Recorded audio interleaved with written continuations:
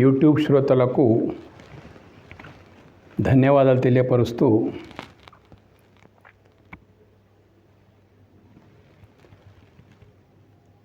భగవద్గీత ప్రవచనములు ధారావాహిక 20వ భాగానికి స్వాగతం, సుస్వాగతం.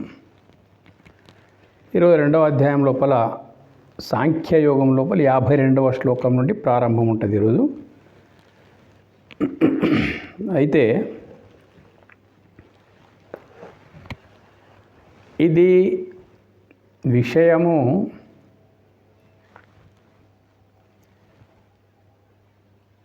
కొంచెం ప్రవేశం ఉన్న వాళ్ళకి మాత్రమే చాలా రుచిస్తుంది అన్నట్టు.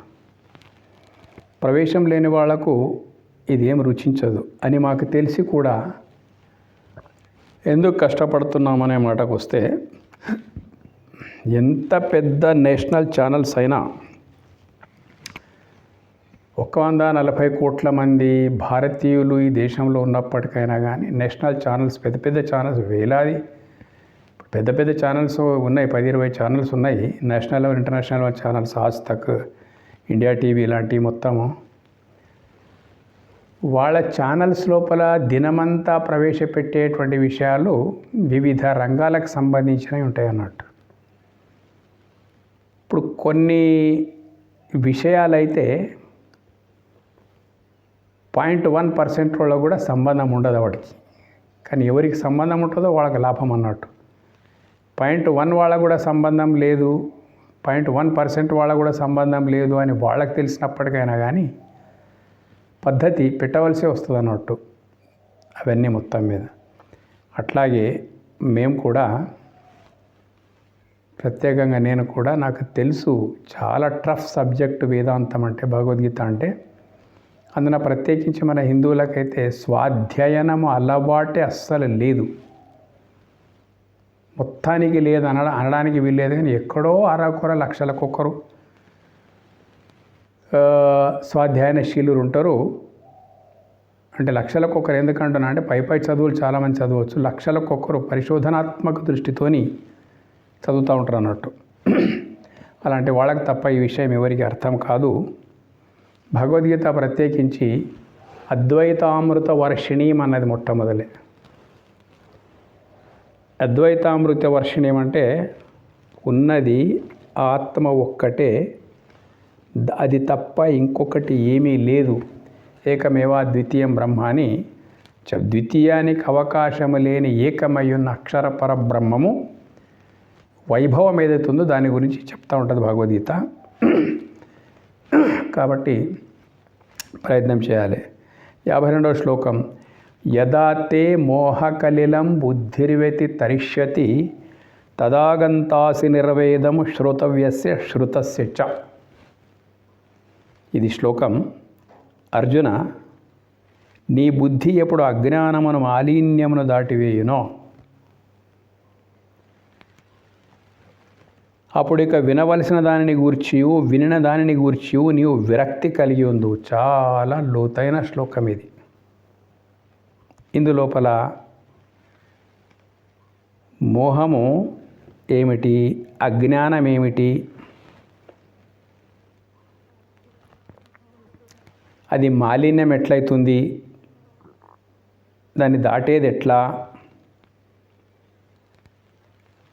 అప్పుడు విన్నది వినబోయేది అంతా కూడా ఇంకెందుకులే అనిపించేటువంటి స్థితి ఏమిటిది, చాలా క్రిటికల్ అన్నట్టు. ఇంతకు మొదలు స్వాధ్యాయనం చేయాలన్నాము, ఎప్పటి వరకు చేయాలి ఇది అనే విషయానికి వస్తే, అన్నం ఎప్పటి వరకు తినాలి, నీరు ఎప్పటి వరకు తాగాలి, సుష్టుగా భోజనం చేసిన కడుపు నిండిన తర్వాత అప్పుడు అన్నంతో సంబంధం లేదు ఇక నీకు. దాహం తీరిన తర్వాత అప్పుడు నీటిని తాగవలసిన పని ఉండదు అన్నట్టు. అట్లాగే తెలుసుకోవలసింది తెలుసుకున్న తర్వాత, ముందు శ్లోకాల లోపల వస్తాయి ఇవన్నీ విషయాలు. అప్పుడు ఇంకా తెలుసుకున్న తర్వాత అది అనుభవం లోపలికి వచ్చిన తర్వాత తెలుసుకోవాల్సింది ఏముంటుంది? ఒక పెద్ద పట్టణం, బాంబే, మద్రాస్, కలకత్తా లాంటి పట్టణం, మనం ఎప్పుడూ అక్కడికి పోలేదు కాబట్టి మన వాళ్ళ ఒక చిరునామా పేపర్ మనకి ఇచ్చిండ్రు. పేపర్ మనకి ఇచ్చిన తర్వాత ఆ పేపర్ ఆధారంగా, అడ్రస్ ఆధారంగా ఆ ఇంటికి చేరుకున్నాం. మనం అన్ని రూట్స్ అన్నీ తెలిసి వచ్చినట్టే కదా. అప్పుడు అడ్రస్ పేపర్ మీద నుంచి ఎక్కడికి వెళ్ళిపోయింది? మైండ్ లోపలికి వెళ్ళిపోయింది. మైండ్ లోపలికి వెళ్ళిపోయిన తర్వాత ఏకసంతాగ్రాహి ఒకసారి చూస్తే చాలా అర్థం చేసుకునేటువంటి వ్యక్తి ఎవరైతే ఉంటారో అడ్రస్ చూసిన తర్వాత అడ్రస్తోని మళ్ళీ నెక్స్ట్ ట్రిప్ పోవాలంటే అడ్రస్తోనే పెద్ద పని లేదు. అక్కడ అడ్రస్ లేకుండానే ఆ వ్యక్తి పోగలుగుతాడు. ఎందుకంటే కాగితం మీద ఉన్నది బుద్ధి లోపలికి వచ్చేసింది. అప్పుడు అడ్రస్ ఎట్లా అవసరం లేదో అట్లాగే శాస్త్రం కూడా మనకు ఈ వేద శాస్త్రాలు కూడా ఎట్లున్నాయంటే ఒక సత్యాన్ని మనకు తెలియపరిచేందుకు కొరకు ఉన్నాయి. ఆ సత్యం యొక్క అనుభవం మనకు వచ్చిన తర్వాత ఇంకా అక్కడ అనుభవం కొరకే శాస్త్రాలు ఉన్నాయి. శాస్త్రం ఎప్పుడు అనుభవం లోపలికి వచ్చిందో అప్పుడు శాస్త్రంతో ఇంకా ఇతరులకు చెప్పేటందుకు కొరకు ఉంటుండొచ్చు, కానీ మళ్ళీ అతనికి దాంతో పని లేదు. వినవలసిన దాని గురించి అంటే అజ్ఞానమును మాలిన్యమును దాటివేయును. ఇక్కడ యథాతే మోహకలిలం అన్నాడు అన్నట్టు. మోహానికి అజ్ఞానం అనేటువంటి పర్యాయ పదం. ఏమిటిది అజ్ఞానం అనే ప్రశ్నకు వస్తే, నీవు కాని దేహము నేననుకోవడము పెద్ద చిక్కు. ఇక్కడ దేహము నాది అంటున్న నీవే మళ్ళీ దేహము నేను అనుకునేటువంటి భ్రాంతి లోపల ఉన్నట్టు. చూడండి, ప్రతి ఒక్కడు దేహం నేను కాను, దేహం నాది అనేటువంటి అనుభవం లోపలనే ఉన్నాడు ప్రతి ఒక్కడు. నా కన్ను గాయమైంది, నా కాలు గాయమైంది, నా వ్రేలు గాయమైంది, ఇట్లా దేహం గురించి మాట్లాడుతూ ఉంటాడు. నా కాలు గాయమైంది అంటే కాలు నీదైనప్పుడు నువ్వు కాలు కంటే వేరైనట్టే కదా. నా కన్ను గాయమైంది అంటే కంటికి నీవు వేరున్నట్టే కదా అర్థం చేసుకుంటే. అదే రకంగా ఇక్కడ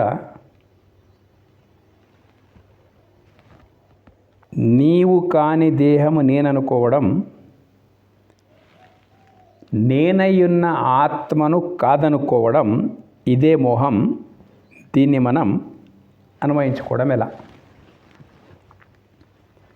నీవు కాని దేహము నేననుకోవడం, దేహము నీది తప్ప నువ్వు దేహం కాదు. ఏది ఉంటే నేనున్నాను అనే స్ఫురణ నీకున్నదో అదే నీవు. ఆత్మ చైతన్యం లోపల నుంచి వెలువడే స్ఫురణ నేనున్నాను అనేటువంటి స్ఫురణ ఏదైతుందో, ఆ నేనయున్న ఆత్మ ఏదైతుందో దానికి కాదనుకోవడం, దాని దిక్కు దృష్టి లేకపోవడం, దీని పేరే మోహం అని అంటారు అన్నట్టు. దీన్ని మనం ఎలా అన్వయించుకోవాలంటే,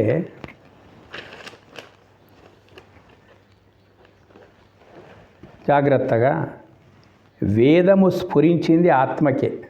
మహర్షులు మనస్సును దాటి నిర్వికల్ప స్థితి లోపలికి పోయి ఉన్నప్పుడు వాళ్ళకు అందినటువంటి స్ఫురణ, అంటే ఆత్మస్వరూప స్థితులై వాళ్ళు ఉన్నప్పుడు వాళ్ళకు అందినటువంటి స్ఫురణ, వాళ్ళకు స్ఫురించిందే వేదం అన్నట్టు జ్ఞానం.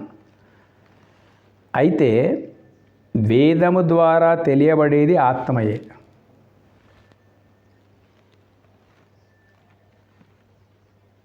వేదము స్ఫురించింది ఆత్మకే, ఆ స్ఫురించిన వేదము ద్వారా తెలియబడేది ఆత్మయే. ముందొస్తాయి శ్లోకాలు. వేదము స్ఫురించినది ఆత్మకే, వేదము ద్వారా తెలియబడేది ఆత్మయే. చమత్కారం. ఆత్మ అనేటువంటిది మరేదో కాదు, నీలో నేనయ్యున్న సాక్షి చైతన్యమే ఆత్మ. ఇది తెలిసి మనసు గనక తాదాత్మ్యం ఆత్మతోను పొందినప్పుడు ఇంకా తెలుసుకోవలసింది ఏమీ ఉండదు. తెలుసుకోవడము అంటే ఒక దోషం వస్తుంది ఇక్కడ. తెలియబడేది ఎప్పుడు చిన్నగా అయిపోతుంది, తెలుసుకునేవాడు ఎప్పుడు పెద్దగా అయిపోతాడు అన్నట్టు. ఒకవేళ నేను పరమాత్మను తెలుసుకున్నాను అంటే నీ తెలివికి లోబడేటంత చిన్నగా అయిపోతుంది పరమాత్మ వస్తువు. కాబట్టి తెలుసుకునేటువంటి ఏదైతే నీ లోపల తెలుసుకుంటున్నటువంటి ఒక స్థితి ఉందో అది మరేదో కాదు, ప్రజ్ఞానం బ్రహ్మ. అంటే నీ లోపల ఉండేటువంటి జ్ఞానమే బ్రహ్మ చైతన్యము. ఆ పరబ్రహ్మమే నీలో జ్ఞానమై వెలుగొందుతూ ఉంది. తీగల్లో ప్రవహించే విద్యుత్తే నీ బల్బులో వచ్చి ప్రకాశ రూపకంగా రూపాంతరం ఎట్లా చెందుతూ ఉన్నదో ఆ పరబ్రహ్మ చైతన్యమే దేహము ద్వారా ప్రకటితమవుతున్నందుకు దానికి ఆత్మ అన్నం. తెలిసేది ఆత్మయే అయినప్పుడు దాన్ని తెలిసేది ఇంకేముంటుంది? దాన్ని నేను తెలుస్తున్నాడే నువ్వు గొప్పగా అయిపోతావు, చిన్నగా అయిపోతుంది. నీలో నేనంటూ ఉన్నది ఆత్మయే. తద్వారా చూడబడుతున్న విశ్వమంతా కూడా నీలో నేనై ఉండి అన్నిటినీ తెలియచున్నది ఆత్మయే. తెలియబడే విశ్వమంతటా ఉన్నది ఆత్మశక్తియే. ఇలా దృశ్యమంతా ఉన్నది ఆత్మయే. అట్టి ఆత్మ ఎక్కడో లేదు, ఏదో కాదు, అది నీవే అయినప్పుడు,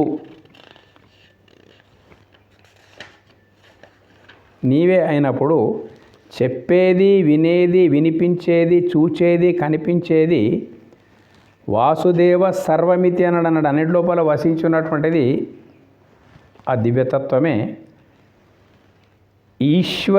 ఈశ్వరుని యొక్క ఐశ్వర్యమే జీవ జగత్తుల రూపం లోపల ఉందన్నట్టు. అణు మాత్రం కూడా ఇంకేది లేదు. ఏకమేవ అద్వితీయం బ్రహ్మ అంటే అర్థం ఇది.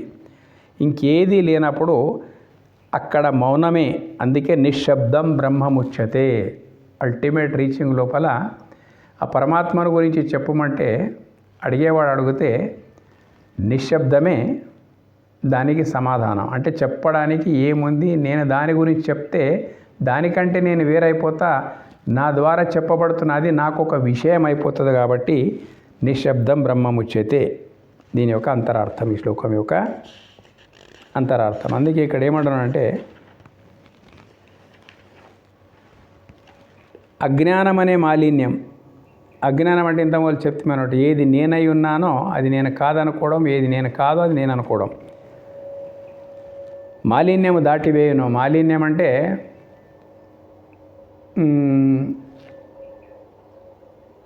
అద్దం ఉంటుంది. ఇప్పుడు అద్దము మలినం అయిపోతుంది. అయిపోయినప్పుడు నీ ముఖం దాని లోపల సరిగ్గా కనిపించదు, మబ్బు కనిపిస్తుంటుంది. ఇక్కడ చూడండి, అద్దము తన స్థానంలో తాను స్పష్టమై ఉన్నది, నీ ముఖము స్పష్టమై ఉన్నది. కానీ కనిపించడం లేదంటే దానికి సోకిన మలినమే కారణం. అద్దంపై సోకినటువంటి మలినమే కారణం. కొత్త అద్దాన్ని తీసుకురావాల్సిన అవసరం లేదు. నీ ముఖం కొత్తగా మంచి కడుక్కొని రావాల్సిన అవసరం లేదన్నట్టు. ఆల్రెడీ కడుక్కొని వచ్చి ముందు నిలబడ్డావు, అద్దం కొత్తదే అయినా మాలిన్యం సోకింది దానికి. అప్పుడు చేయవలసిన పని ఏంటిది? ఆ మలినాన్ని శుభ్రం చేయడమే. తడిబట్ట తీసుకొని ఆ మలినాన్ని బాగా శుభ్రం చేసి ఎట్లా ఉందో నిలువుటద్దాం అట్లా అందులో నీవు ఎట్లా ఉన్నావు అట్లాగే కనిపిస్తుంది అన్నట్టు. ఇక్కడ అద్దమును మార్చలేదు, నీ ముఖమును మార్చలేదు. మార్చిందంతా మాలిన్యాన్ని తొలగించడమే. అప్పుడు స్పష్టంగా ఇంకా నీకు ఏ అవసరం లేకుండా అద్దం లోపల నీ ముఖం ఎంత స్పష్టంగా కనిపిస్తుందో, ఇక్కడ మనసు అనేటువంటిదే మనకు ముఖ్యంగా మలినమైపోయేటువంటిది అన్నట్టు. ఎట్లా మలినమైపోతుంది మనసు? చూడండి, 3 అవస్థల లోపల 3 రకాలుగా మారిపోతుంది మనసు.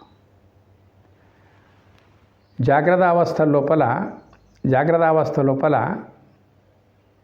ప్రపంచాన్ని ఎట్లున్నదో అట్లా చూడదలుచుకోలేదు. అది తన ఇష్టం వచ్చినట్టు ప్రపంచాన్ని చూడదలుచుకుంటున్నది అన్నట్టు. ప్రపంచం ఎట్లా ఉందో అట్లా చూడకుండా తర్వాత స్వప్నావస్థ లోపల మనసు తలక్రిందులుగా భాషిస్తుంది అన్నట్టు. దృశ్యాలన్నీ లేనివి ఉన్నట్టు, ఉన్నాయి లేనట్టు కనిపిస్తూ ఉంటాయి. తర్వాత సుషుప్తి లోపల నీవు ఉన్నప్పటికైనా కానీ నీ యొక్క ఆభాస నీకు లేకుండా ఉండిపోతాయి. ఇవన్నీ మనసు యొక్క అవస్థలే. అయితే ఇప్పుడు 3 అవస్థల లోపల కూడా మలినమే అయ్యున్నది మనసు. గాఢ నిద్ర లోపల నిన్ను నీవు మరచి ఉంటావు, అది ఒక మరపే. స్వప్నం లోపల ఎక్కడ నీవు ఉంటావో, ఎక్కడ నీవు ఉన్నట్టు గోచరిస్తున్నదో అక్కడ నీవు లేవు. ఎక్కడ నీవు ఉన్నావో అది స్వప్నం లోపల లేనట్టు అయిపోతుంది, లేనిది ఉన్నట్టు అయిపోతుంది. నీ పడక మీద నీవే, నీ ఇంటి లోపల నీవే హాయిగా పడుకున్నావు, కానీ నీకు ఎక్కడో ఒక హాస్పిటల్ లోపల ట్రీట్మెంట్ జరుగుతున్నట్టు ఒక స్వప్నం వస్తుంది అన్నట్టు. స్వప్నం వచ్చినప్పుడు ఇక్కడ ఉన్న స్థలం లోపల నువ్వు లేవు. స్వప్నం అవస్థ ఉన్న స్థలం లోపల అప్పుడు మనసు నీకు ఇక్కడ ఉన్నట్టు అనిపించదు అన్నట్టు, భాషించది. ఎక్కడ నీవు ఉన్నావో అక్కడ వాస్తవంగా నీవు లేవు, కానీ అక్కడ ఉన్నట్టుగా అనిపిస్తుంది. ఎక్కడ నీవు ఉన్నావో అక్కడ నీవు లేనట్టు, ఎక్కడ నీవు లేవో అక్కడ మాత్రం ఉన్నట్టు. ఇది మాలిన్యం అన్నట్టు. ఈ జాగ్రత్త అవస్థ లోపలికి వస్తాం. మనసు యొక్క మాలిన్యం. జాగ్రత్త అవస్థ లోపలికి అందరికి ఒకే రకంగా కనిపించదు. ఈ ప్రపంచం అనేది అందరికి ఒకే రకంగా కనిపించదు. ప్రపంచం ఉన్నది అందరికి ఒకే రకంగా ఉన్నది, కానీ కనిపించడంలో మాత్రం భేదభావాలు ఉన్నాయి అన్నట్టు. ఒక్కొక్కడు ఈ ప్రపంచాన్ని ఒక్కొక్క రకంగా చూస్తూ ఉంటాడు అన్నట్టు. ఎవని అనుభవము వానికే ఉంటుంది. ఒకని అనుభవం లోపల ఈ ప్రపంచంలో దుఃఖం లేదు కానీ దుఃఖమయం కనిపిస్తుంటుంది అన్నట్టు. ఇంకొకరికి ఆనందమే విషయభోగాల లోపల మునిగి తేలుతూ ఉంటాడు. వాడు ఐఐటి కానీ అన్ని పనులు చేస్తూ ఉంటాడు, నీకు చాలా ఆనందంగా కనిపిస్తున్నాడు. వాడు అట్లా అనుకుంటాడు. దుఃఖం ఉన్నదనేటువంటిది సత్యం కాదు, ఆనందం ఉన్నదనేటువంటిది కూడా సత్యం కాదు. ఎందుకు ఇట్లా కనిపించడానికి కారణము మనసు యొక్క అజ్ఞాన స్థితి, దానికే మాలిన్యం అన్నమన్నట్టు. అట్లాగే ఇది మనసు యొక్క మాలిన్యం చెప్పేసినాము. ఇంకా అసలైన ఈ శ్లోకానికి సంబంధించినటువంటి మాలిన్యం ఏంటిదంటే, ఏది వాస్తవంగా నీవై ఉన్నావో దాని విస్మృతి, దేన్ని నీవు స్మరిస్తూ ఉన్నావో అది నీవు కాదు, ఏది నీవు విస్మృతి చెంది ఉన్నావో అది మాత్రమే నీవు. అయితే ఇదే అజ్ఞానం అన్నట్టు. ఇక్కడ ఉన్నది లేనట్టు, లేనిది ఉన్నట్టు. వాస్తవంగా ఉన్నది ఆత్మ, కానీ దాని యొక్క ఎలాంటి ఎరకనే లేదు. ఆత్మ ఉంటేనే ఉంటుంది, దేహం లేకపోతే లేదు. కానీ ఆత్మను మరిచి దేహం యొక్క తాదాత్మ్యత, ఇదే మాలిన్యం అన్నట్టు. ఇది తొలగిపోవాలి. మహాత్ములు సద్గురువుల చెంత పోయిన తర్వాత ప్రణిపాత పరిపరి విధాల ప్రశ్నించి వాళ్ళ ద్వారా నువ్వు తెలుసుకోవాలి. ఉపదేశంతితే, అప్పుడు దేహాత్మలకు సంబంధించినటువంటి జ్ఞానం. ఉపదేశంతి తే జ్ఞానం, అట్టి జ్ఞానం. ఏ జ్ఞానం అదంటే ఏది నీవై ఉన్నావో ఆ జ్ఞానం.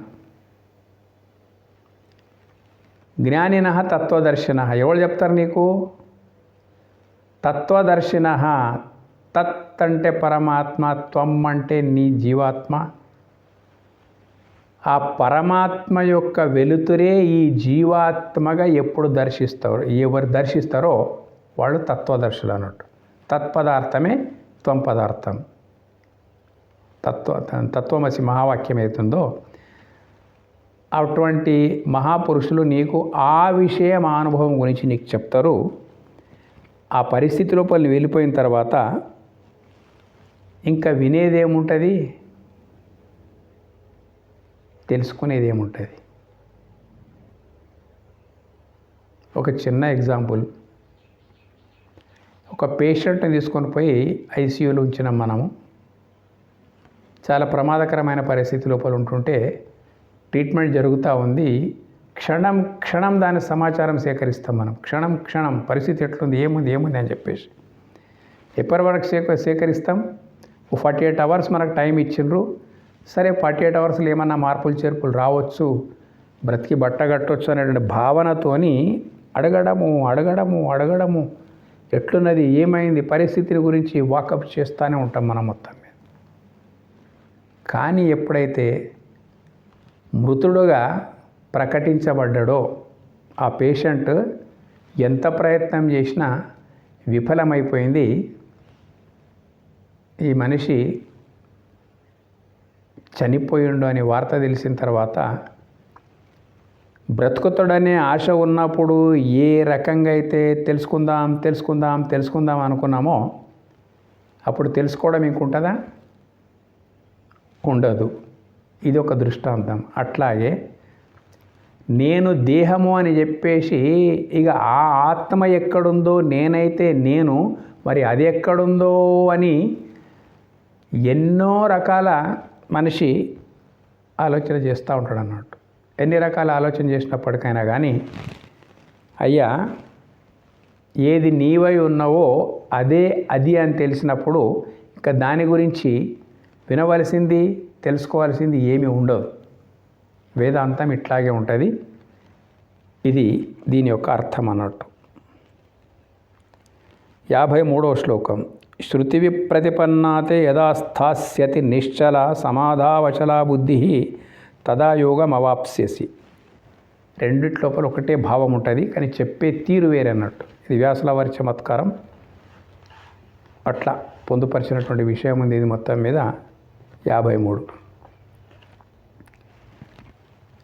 శృతి విప్రతిపన్నాతే యదా స్థాస్యతి నిశ్చల సమాధావచలా బుద్ధి తదా యోగం అవాప్స్యసి అంటే నానా విధములగు శ్రవణాదులచ్చే కలత చెందియున్న నీ బుద్ధి ఎప్పుడు చలింపనిదై పరమాత్మ ధ్యానమనందు స్థిరముగా నిలిచియుండునో అప్పుడు నీవు ఆత్మ సాక్షాత్కారమును పొందగలవు.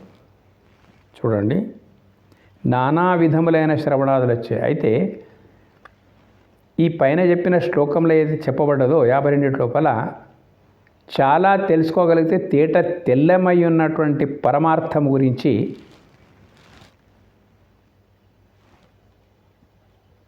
చెప్పే సాంప్రదాయాలు లెక్కకు మించి ఉన్నాయి ప్రపంచం లోపల. ఈ లోకంలో ద్వైత, శివాద్వైత, విశిష్టాద్వైత, శక్తి విశిష్టాద్వైత, త్రైత, గాణపత్య, శాక్తేయ, నాస్తిక కొనసాగుతూ వస్తున్నాయి అన్నట్టు. ఈ మూలాలలో నుండి అవగాహన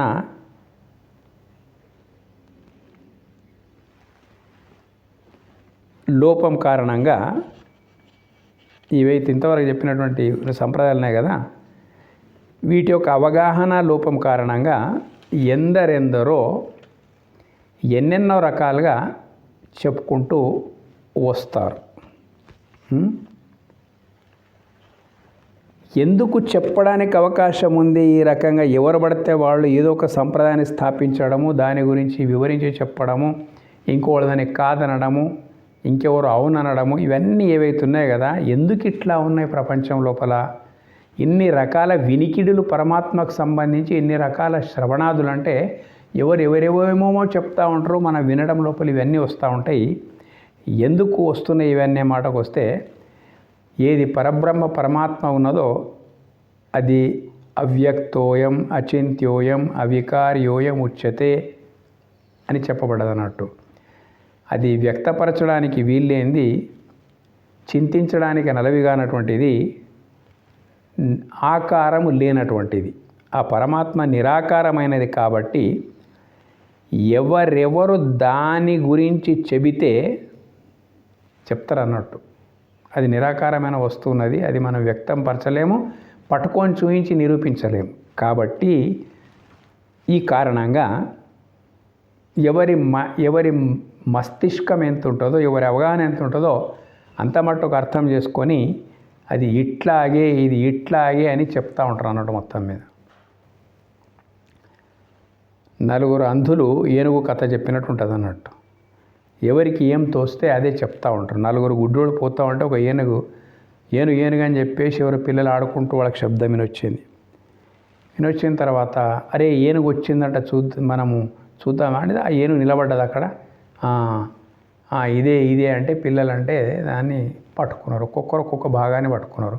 పొట్టను ఒకరు పట్టుకున్నారు, ఆ అనుభూతిని వ్యక్తం చేసిండ్రు. తొండెంను ఒకరు పట్టుకున్నారు, ఆ అనుభూతిని వ్యక్తం చేసిండ్రు. ఏనుగంటే అదే అని చెప్పేసి కాళ్ళను ఒకరు పట్టుకున్నారు, ఆ అనుభూతిని వ్యక్తం చేసిండ్రు. తోకను ఒకరు పట్టుకున్నారు, ఆ అనుభూతిని వ్యక్తం చేసిండ్రు. కూర్చున్నారు, నలుగురు కొట్లాడుతూ కూర్చున్నారు అన్నట్టు. ఏంటిదంటే ఈయన ఎట్లా ఉండేరా అని ఒక అంధుడు ఇంకొక అంధుడికి చెప్తే తోకను పట్టుకొని తోక యొక్క అనుభూతిని వ్యక్తపరుస్తాడు అన్నట్టు. తోక యొక్క స్పర్శ అనుభూతిని వ్యక్తపరుస్తాడు. ఇట్లా నలుగురు 4 అవయవాల అనుభూతిని వ్యక్తపరుస్తూ కొట్లాడుకుంటూ ఉంటారు వాళ్ళు మొత్తం మీద. ఎందుకంటే నాది కరెక్ట్ అంటే నాది కరెక్ట్. అక్కడ ఆ నలుగురు కూడా ఆమూలాగ్రం ఏనుగు యొక్క అనుభూతిని పొందలేదు. వాళ్ళు ఎవరు దేన్ని స్పృశించిండ్రో దాని మట్టుకు వాళ్ళ స్పర్శకు అందిన అనుభూతి ఏదైతే ఉందో అది వాళ్ళు వాదిస్తూ ఉన్నారు అన్నట్టు.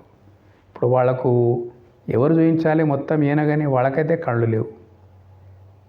మళ్ళీ కళ్ళున్నోడు వచ్చేసి ఒక బుద్ధిమంతుడు, ఎందుకు కీచులాడుతున్నారు, కొట్టుకుంటున్నారు ఎందుకు మీరు అని అంటే, విషయం ఇదండి, ఏనుగు నేను చెప్పింది కరెక్టా వాళ్ళు చెప్పింది కరెక్టా మీరే నిర్ణయం చేయండి మొత్తం మీద.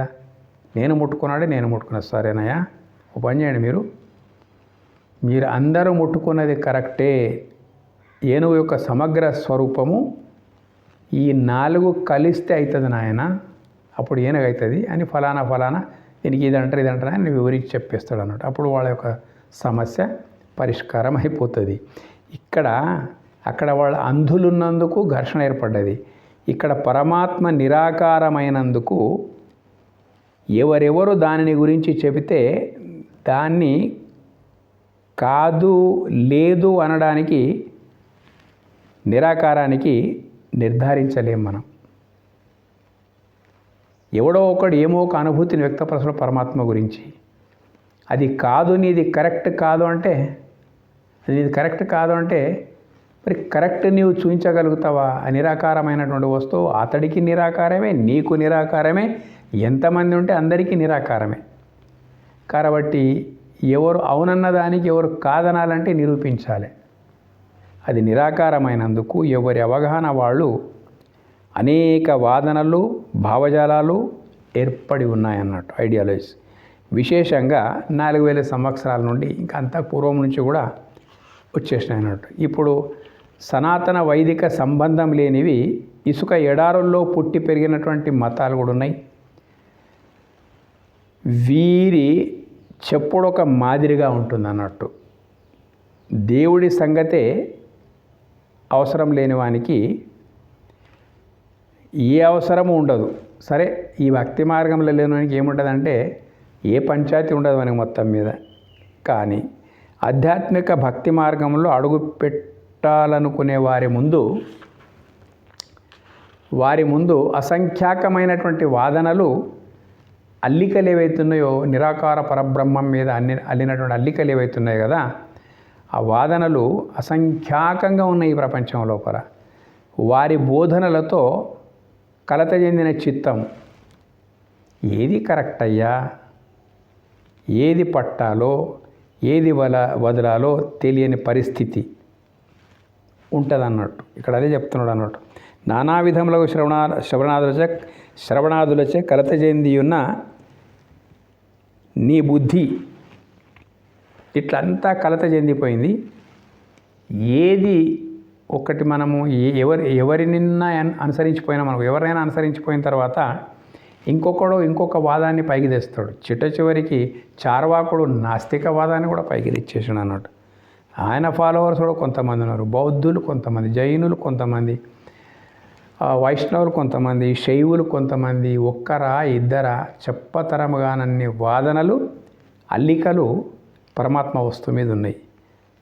కాబట్టి కొంచెం లోతుకు ఆలోచించే సామర్థ్యం లేకపోతే కలతతో అట్లానే ఉండవలసి వస్తుంది మనకు మొత్తం మీద. అయితే ఏకమేవ అద్వితీయం బ్రహ్మ, చివరికి రిజల్ట్ ఏంటిదంటే ఎవ్వరు ఏం చెప్పినప్పటికైనా కానీ ఉన్న వస్తువు ఒక్కటే, ఏకమేవ ఉన్నది ఒక్కటే, అద్వితీయం బ్రహ్మ దానికి ద్వితీయంగా ఇంకొకటి లేనే లేదు. ఉన్నటువంటి నీలో ఉన్నది బ్రహ్మమే, నీకు గోచరిస్తున్న సర్వము బ్రహ్మమే అన్న సాక్షాత్కారం జరిగినప్పుడు, ఈ అవగాహన ఈ ప్రజ్ఞ అనేది నిలబడిపోయినప్పుడు ఇంకా ఆలోచించి సాధించి శోధించి పొందేది ఏమీ లేదు. అది సిద్ధ వస్తువు ఉన్నది, సాధ్య వస్తువు కానే కాదు, సిద్ధమయ్యున్నది నీ లోపలది మొత్తం మీద. అటువంటి దానికి ఎవరు ఏం చెప్పినా బయట వెతుకలాడే ప్రసక్తి ఏమీ లేదు, పొందేది ఏమీ లేదు. ఈ స్థితియే ఆధ్యాత్మిక మార్గంలో ఆత్మ సాక్షాత్కారము, పరమాత్మ దర్శనము అని అంటారు అన్నట్టు. అయితే నిరాకారమైన సాక్షాత్ ఆత్మయే నీ ఆకారంలో ప్రకటితమై ఉంది. నిరాకారమైన సాక్షాత్ ఆత్మయే నీ ఆకారంలో ప్రకటితమై ఉంది. ఆత్మ లేకపోతే నీకు ఆకారమే లేదు. చూడండి, దేహాన్ని ఎప్పుడైతే వదిలేస్తుందో ఆత్మ లేకపోతే, అటువంటి పరిస్థితి లోపల ఏది లేకపోతే ఇది శవం, అదే శవం కదా. ఆత్మ అనేటువంటిది లేకపోతే నీకు ఆకారమే లేదు. ఆకారం లోపల కళ్ళు, ముక్కు, నాలుక అన్నీ నీవు, కాళ్ళు, చేతులు, ఒక దివ్యమైనటువంటి దేహం యొక్క నిర్మాణం ఏదైతుందో నీకు మొత్తం మీద, అది లేకపోతే నీకు ఆకారమే లేదు. ఎందుకంటే శవాన్ని మనం ఏం చేస్తాము, నువ్వేం చేయకపోయినా ఒక ఆటోమేటిక్ అది ఆకారాన్ని కోల్పోతుంది అన్నట్టు. ఎంతవరకు నీలో చైతన్యం ఉన్నంతవరకు నీకు ఆకారం ఉన్నది. కాబట్టి సాక్షాత్ నీ ఆత్మ అనేది ఉన్నప్పుడే నీకు ఆకారం ఉన్నది. ఆత్మ లేకపోతే నీకు ఆకారం లేదు. కాబట్టి సాక్షాత్ ఏ ఆకారం నీదైతుందో, ఆత్మ సాక్షాత్కారం అంటే అర్థం ఏంటిదంటే సాక్షాత్ ఆత్మయే, ఆత్మ సాక్షాత్, ఆత్మ ప్లస్ సాక్షాత్ ప్లస్ ఆకారం, సాక్షాత్కారము, ఆత్మ సాక్షాత్ ఆకారం. నీ ఆకారం మరేదో కాదు, సాక్షాత్ ఆత్మ ప్రకటిత రూపమే నీ దేహం అన్నట్టు. ఎంతవరకు ఆత్మ ఉందో అంతవరకే అన్నీ సవ్యంగా కరెక్ట్ ఉంటాయి అన్నట్టు. ఆత్మ లేదు అంటే ఆకారం కూడా లేదు. కాబట్టి ఆకారం ఉన్నది అంటే ఆత్మ సాక్షాత్కారం అంటే సాక్షాత్ ఆత్మయే నీ ఆకారం, నీ ఆకారమే సాక్షాత్ ఆత్మ. ఇది ఆత్మ సాక్షాత్కారం. కాబట్టి నిరాకారమైన ఆత్మ ఆకారమే నీవు. ఎలాగైతే బీజమందు అగోచరమైన వృక్షం గోచరించిన తర్వాత ఆ వృక్షం బీజానికెట్లు భిన్నము కాదో, అలాగే నిరాకార ఆత్మ సాకార దేహ బంధం. నిరాకారమైన ఆత్మయే సాకారమైన దేహం యొక్క బంధం అన్నట్టు. అందుకే ఈ శ్లోకంలో ఏమంటారంటే, నానా విధములకు శ్రవణాదులచే కలత చెంది ఉన్న నీ బుద్ధి ఎప్పుడు చలింపనిదై, ఎప్పటి వరకు అయితే నీకు దాని నిజమైనటువంటి తత్వం తెలియదో అప్పటి వరకు వెతుకులాటనే ఉంటుంది అన్నట్టు. ఉదాహరణకి మనము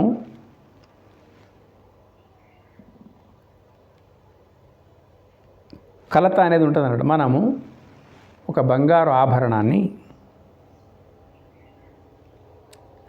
కనిపించడం లేదు, మన ఇంట్లో మన బంగారు ఆభరణం ఒకటి కనిపించడం లేదన్నట్టు. అయితే దాన్ని వెతకడం ఎప్పటి వరకు ఉంటుంది? దొరికేంత వరకే. ఎక్కడున్నది అది? ఎక్కడో లేదు.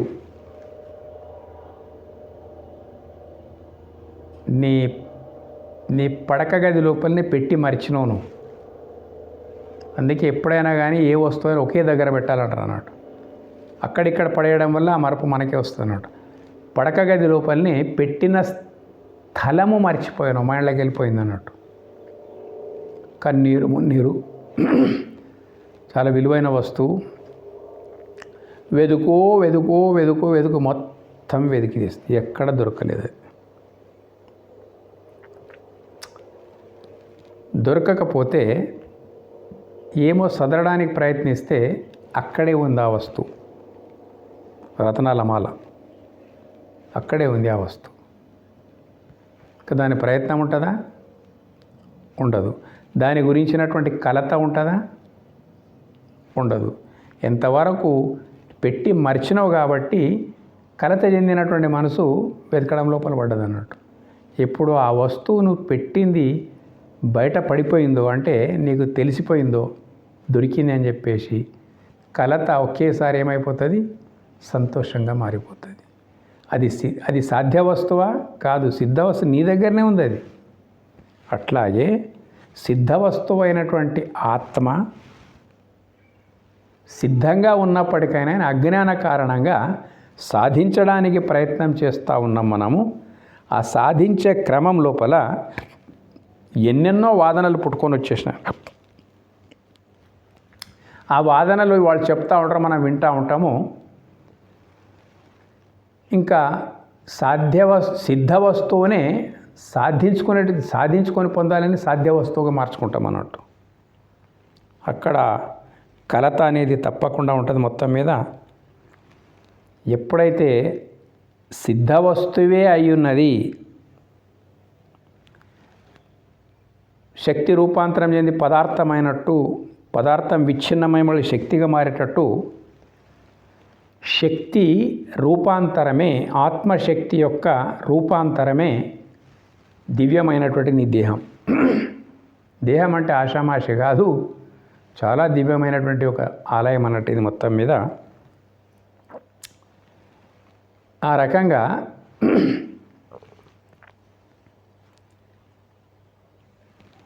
సాధ్య వస్తువు అనుకున్నప్పుడు కలత ఉంటుంది, సిద్ధ వస్తువు అని తేలినప్పుడు అప్పుడు నిశ్చలమైపోతుంది మనసు. మరేదో కాదు, సత్యం తెలుసుకొని ఆ సత్యములో మనసును నిలుపుకోవడమే ఆత్మసాక్షాత్కారం. అప్పుడు ఏముంటుంది? ఇంకా ఏది నీ సర్వస్వమైనో దానిపైనే ధ్యానం ఉంటుంది నీకు ఎప్పుడు మొత్తం మీద. ఆ సత్యం తెలిసినప్పుడు ధ్యానమందు స్థిరముగా నిలిచి ఉండునో ఉంటుంది అన్నట్టు. ఎట్లా ఉంటుందంటే,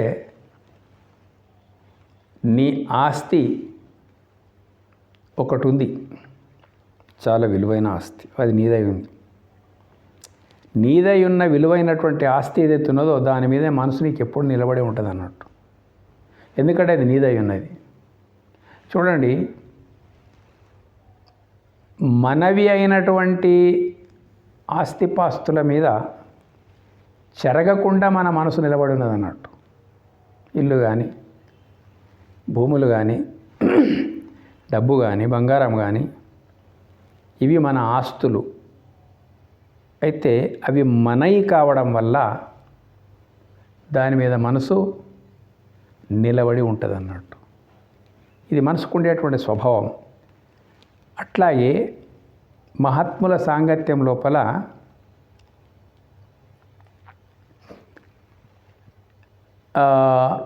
నీవై ఉన్న వస్తువులపైననే మనసు స్థిరంగా నిలబడుతున్నప్పుడు అవి నీవి, నీకంటే వేరుగా ఉన్నాయి, అవి నీవైపోయినాయి కాబట్టి అప్పుడు దాని మీద మనసు స్థిరంగా నిలబడుతుంది. ఓకే. అయితే నీవి అయినటువంటి వాటి మీద నిలబడేటువంటి మనసు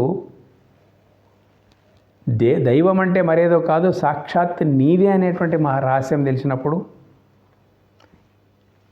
ఏవి నీకు దూరంగా ఉండి నీవే అయి ఉన్నాయో వాటి మీద నిలబడే మనసు సాక్షాత్ నేనై ఉన్నటువంటి ఆత్మ పరమాత్మ అంటే మరేదో కాదు, నాలో నేనై ఉన్నటువంటి శుద్ధ స్ఫురణనే ఆ పరమాత్మ అన్నప్పుడు ఇక దాని మీద నిలబడకుండా ఇంకెక్కడ పోతుంది మనసు? నిలిచి ఉండనో అటువంటి స్థితికి ఆత్మ సాక్షాత్కారము అని అంటారు. చాలా క్రిటికల్ వేదాంత విజ్ఞాన సంబంధమైనటువంటి విషయాలు ఉన్నాయి. కొంచెం కష్టపడి జిజ్ఞాస ఉంటే ఏం తొందరలేదు. జిజ్ఞాసలో ఎంత గొప్ప శక్తి ఉందంటే నీకు లక్ష్యమును చేర్చగలుగుతాయి. జిజ్ఞాస ఎంత తీవ్రంగా ఉంటే అంత తొందరగా ఇలాంటి వేదాంత విజ్ఞాన సార విషయాలు మనకు అర్థం కావడానికి అవకాశం ఉంది. జిజ్ఞాస ఊరుకోదు, ఎంత దూరమైనా వెళ్ళి సత్యాన్ని పట్టుకోవడానికి ప్రయత్నం చేస్తుంది. కాబట్టి మేము జిజ్ఞాసులకే పనికొచ్చే మాటలు మాట్లాడుతూ ఉన్నాం. కాబట్టి అర్థమైతే సబ్స్క్రైబ్ చేయండి, అందరికీ పంపించండి. ఈరోజు క్రిటికల్ శ్లోకాలు ఇవి. ఇప్పుడు ఇక రేపటి నుంచి వచ్చేటువంటి దాదాపు 18 శ్లోకాలు ఉండే స్థితప్రజ్ఞల లక్షణాలు అనేటువంటి అవి కూడా పదాలు మారుతుంది, భాష మారుతాయి, కానీ ఒకే స్థితిని గురించి వివరిస్తూ ఉంటాయి అన్నట్టు. అట్లా ఉంటుంది మొత్తం. మీకు నచ్చితే సబ్స్క్రైబ్ చేయండి. ధన్యవాదాలు.